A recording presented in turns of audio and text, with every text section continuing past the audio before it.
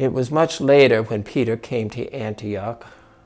I was forced to confront him to his face. Because he was clearly in the wrong. I'll tell you what happened. He was enjoying himself, eating and sharing meals with the Gentile believers, paying absolutely no attention to the usual Jewish customs. But then, when the friends of James arrived from Jerusalem, Peter suddenly pulled back and became aloof, distancing himself from his non-Jewish friends. Why? He was afraid of how it would look to that more conservative group who were advocating for circumcision as a requirement for all believers. And then the rest of the Jewish group followed his lead. And even Barnabas was taken off track into this hypocrisy. So, as soon as I realized what was happening, how these men were not behaving in alignment with the truth of the gospel, I called Peter out in front of everybody. I said, Peter, you are a Jew. And yet just a short while ago, before these visitors from Jerusalem arrived, you were living just like a Gentile and not a Jew. But now that they are here, well, you seem to have changed your tune, and now you want to force these Gentiles to follow Jewish customs. Is that right?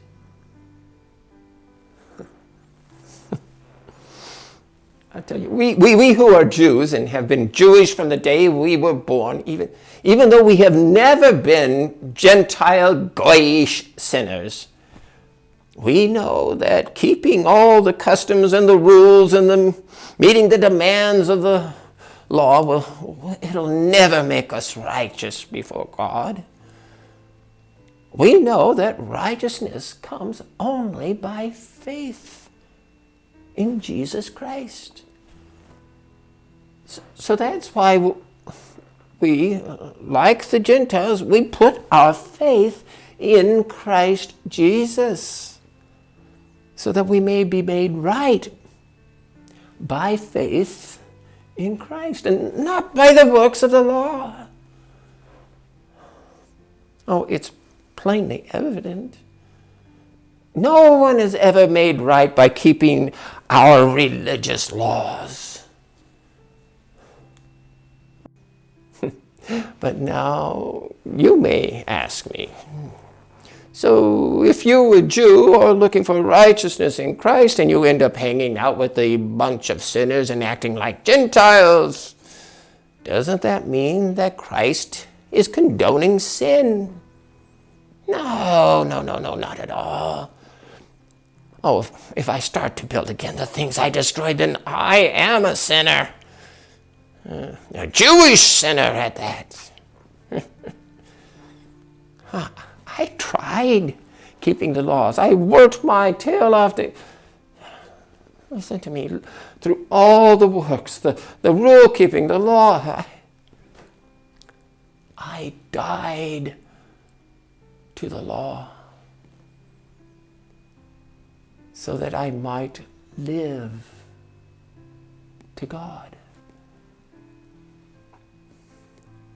I have been crucified with Christ.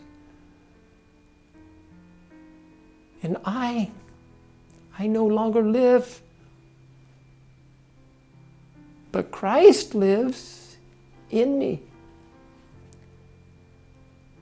And the life I now live in this body, I live it by faith in the Son of God, who loved me and gave himself up for me.